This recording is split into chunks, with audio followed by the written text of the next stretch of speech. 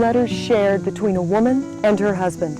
We'll learn what life was really like back in the 19th century, today on Warren County Preserves.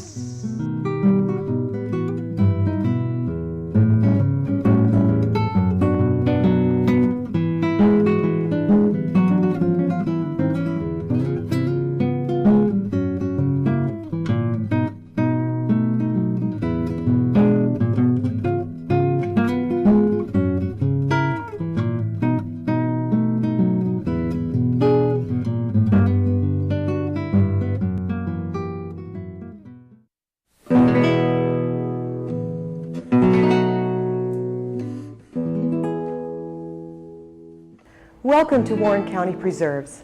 I'm Joan Needham. Today we're going to look at the life of Elizabeth Underwood. She was the bride of Joseph Roger Underwood, a United States Senator and a widower. He married Elizabeth when she was but 19 years old, his age 48. As a matter of fact, Elizabeth was the same age as his eldest daughter.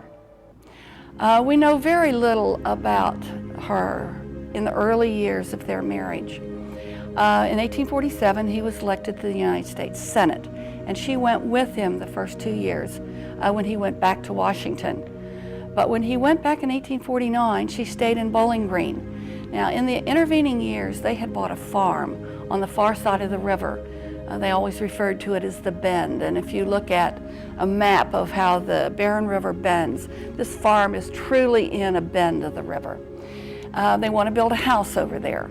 And so I think part of the reason for her staying in Bowling Green when he returns to the Senate in 1849 is an economic thing. She wrote about 4 times a week. He wrote once or twice a week.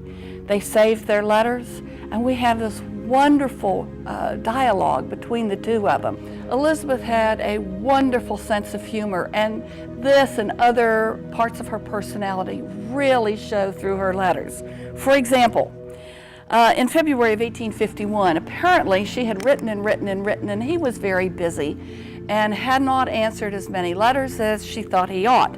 And so she writes, "What is a poor wife to do, who is 1,000 miles from her husband and does not hear from him as often as her heart desires?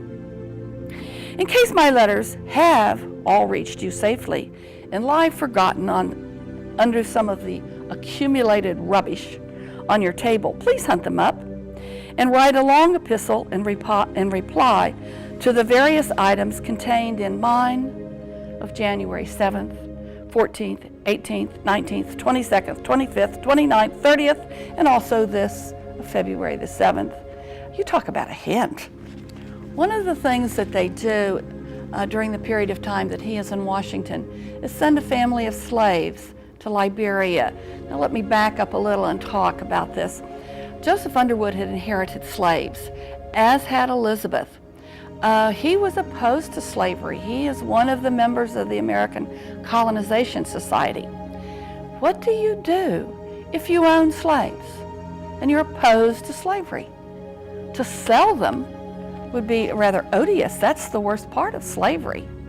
Now, he had sold 1 or 2 to keep families together. He had bought 1 or 2 to keep families together.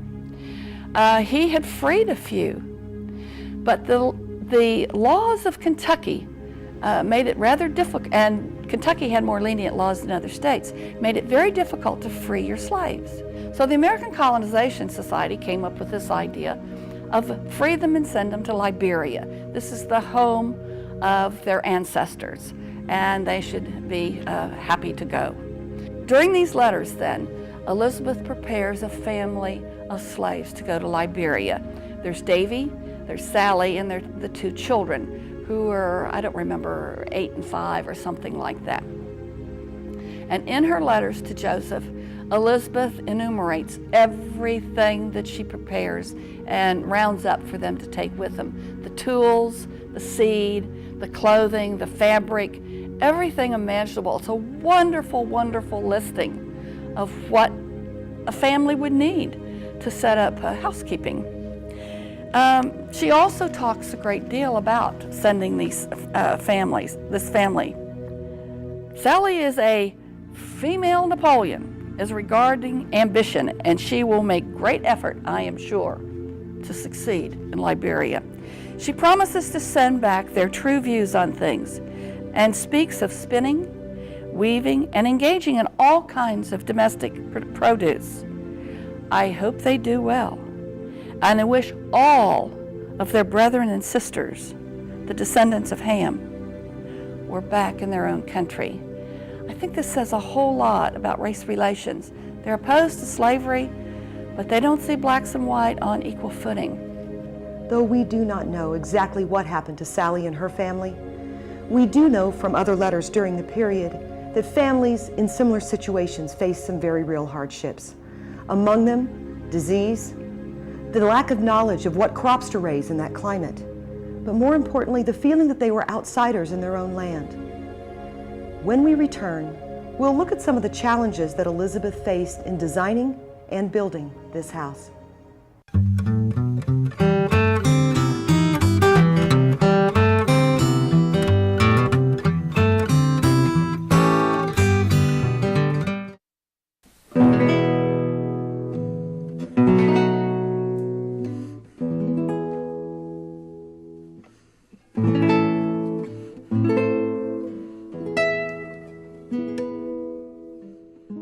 Welcome back to Warren County Preserves.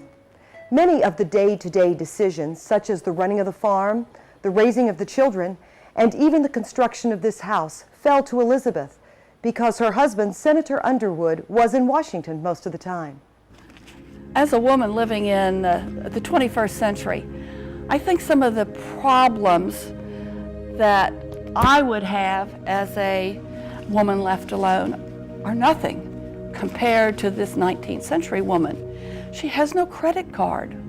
She has no bank account, no checkbook, none of those things. Yet she has to pay bills.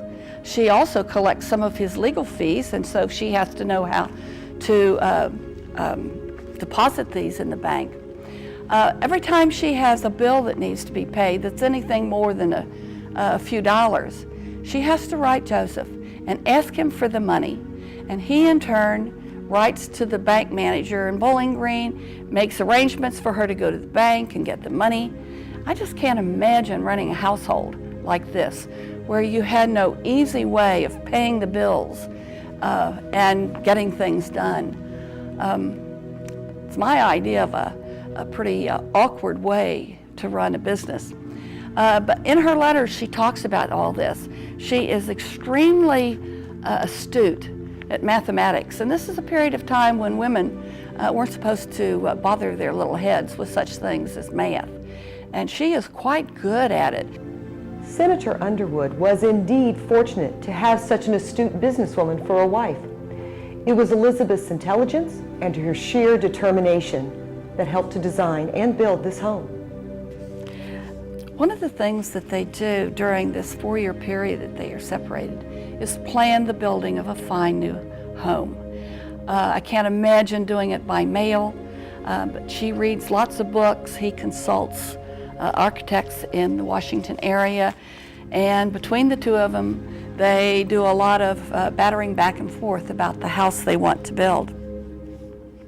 She wants a small cottage, a cottage that is unpretentious. She wants a rural home. I think he's interested in something that's a little more pretentious, something like the homes that he sees in the Washington area. And she indicates that a home like one built in the city of Washington is simply unsuitable from the country. People will think they are pretentious. The connoisseurs of future times will pronounce the original owner to have been some retired merchant from the crowded city seeking to preserve his new home, the remembrance of his former life. And she's much concerned that he not look like a merchant from the city. My favorite quote comes from one of her later letters when she says, "My taste is very simple, and I have no love for show." And she's been saying this all the way through these letters. "My preference would be to have a rural building with wide verandas to serve as a place for exercise in rainy weather, and the ornaments to consist of twining vines from nature's cheap storehouse, a sort of a love in a cottage edifice, a comfortable home, where you would be Adam and I Eve, and we could enjoy together Arcadian feasts of strawberry and cream. But as you have decided, for a manor house, I will endeavor to react and be the Lady Bountiful to the best of my ability. One of the things they talk about is how many windows and how big the windows. And she finally says that she wants, on the ground floor, 2 windows. She wants them large. She wants them to come to the ground so that you can use them as a doorway and get plenty of air, fresh air. But she wants the house to have a center door and 1 window on each side. And if you look carefully at the house today, that's exactly the way they built it. They also have to decide early on about what kind of wood is going to be used, especially for the floors, whether walnut, poplar, or ash. I say nothing. I say anything but poplar. Either have walnut floors, if you can imagine, or have them made out of white ash. Poplar is a dirty color. She also insists that the house have 2 staircases, one for the family and one for the servants. And she says to have only one would be terribly inconvenient. And I guess in those days it would be. I think the letters of Elizabeth are important to us today because they tell us so much about the life of a woman and the life of a woman who is alone. Now, yes, she's well-to-do. Yes, she has plenty of advantages to call on. She has family or his family nearby. But again, that lack of a credit card, of a checkbook, of a bank account, of being able to ask for special advice on should she have taken the buggy whip to little John when he misbehaved, what she should do in relationship to a lot of things. I think, as she says, families should go through life 2 by 2, and I can see that.